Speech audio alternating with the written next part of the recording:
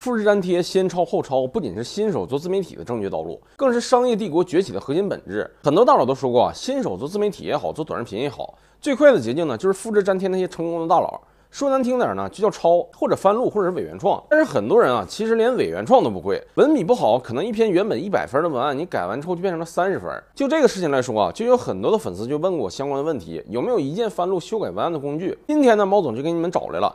只要把原本的文案或者稿件粘贴进来，这个软件就能根据同义词、同义句以及 AI 的引经据典，直接一键就可以输出原创的内容，简直就是新手做自媒体的无脑助手。有了这个无脑工具，谁再说自己不会写文案，就可以收拾去搬砖了。好了，这个工具视频结束，我会无偿放在评论区，多学习，勤努力，早早晚晚，咱们身价上亿。我是健美猫总，不喷人，只聊钱。